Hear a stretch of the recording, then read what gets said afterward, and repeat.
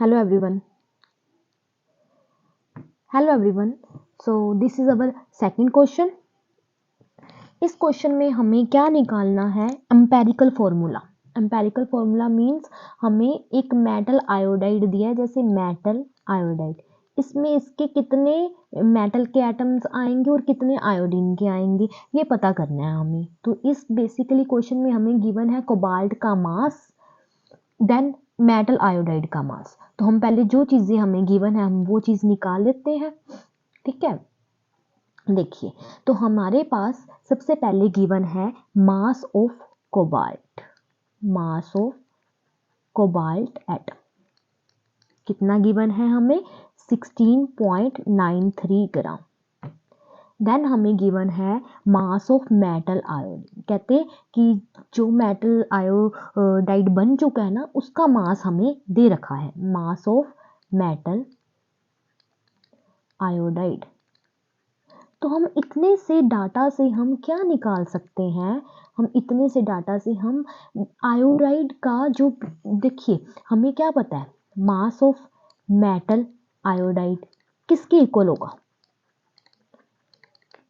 Mass of metal atom कौन सा है? कोबाल्ट. तो मेटल एटम कोबाल्ट का mass plus mass of iodine, क्योंकि आयोडाइड बना है तो आयोडीन दिया होगा. तो हम यहाँ से मास ऑफ आयोडीन निकाल सकते हैं, क्योंकि हमें दे रखा है 87.9.5 मेटल आयोडाइड. मेटल आयोडाइड वो चीज़ है जब कोबाल्ट और आयोडीन को मिला देते हैं तब मेटल आयोडाइड बन जाता है. Cobalt is a metal atom. Clear. Then 16.93 given है और मास ऑफ आयोडीन हम यहाँ से निकाल लेंगे. कितना आएगा? 87.94 माइनस 16.93 कितना आएगा? मास ऑफ आयोडीन कितना निकल के आया हमारे पास? जब इनको सोल्व करेंगे 71.01 मास ऑफ आयोडीन आ गया. क्योंकि जब हमें एम्पेरिकल फॉर्मूला निकालना है तो हमें डिफरेंट डिफरेंट जो एटम्स होंगे उनका मास पता होना चाहिए. तो हमारे एम्पेरिकल फॉर्मूले का मेथड सेकंड देखो कैसे है, कैसे सोल्व करना है. सबसे पहले हम यहाँ पे लिखेंगे एलिमेंट्स. सोल्व करने का मेथड, यहाँ पे लिखेंगे एलिमेंट्स, यहाँ लिखेंगे उसके मोलिकुलर मास कितना गिवन है, यहाँ लिखेंगे मोलिकुलर वेट जितना उसका वेट गिवन होगा, यहाँ लिखेंगे मोल्स. चलिए पहले इतना लिख लेते हैं. एलिमेंट हमें गिवन है कोबाल्ट और आयोडीन. कोबाल्ट और आयोडीन. मोलिकुलर मास कितना होता है कोबाल्ट का?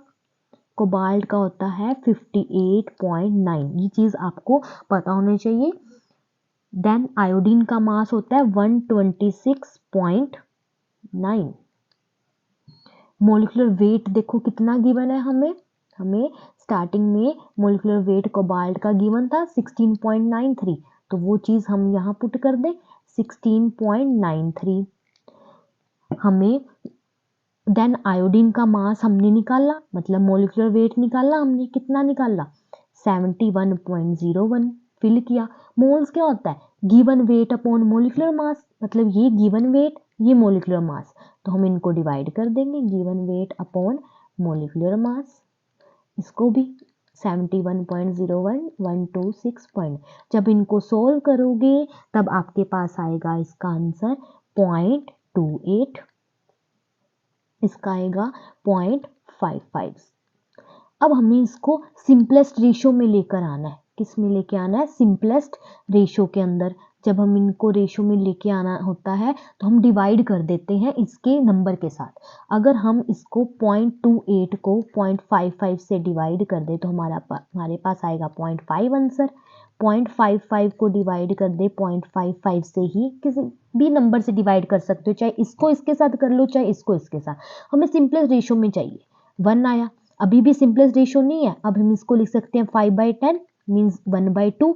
तो यहाँ आया 1. फिर देन 2 के साथ मल्टीप्लाई कर दीजिए आप, ताकि सिंपलेस्ट रेशियो बन जाए. क्या बना? यहाँ 1 बना, यहाँ 2 बना. तो यहाँ से आपको क्या निकल के आया कि कोबाल्ट के एलिमेंट्स 1 है, आयोडीन के एलिमेंट 2 हैं. तो ये सिंपलेस्ट रेशियो फॉर्मूला बन गया. एम्पेरिकल फॉर्मूला तैयार हो गया. Cobalt iodine 2। So this is your question. Empirical formula पूछा था तो cobalt iodine 2 is your empirical formula. Thank you so much.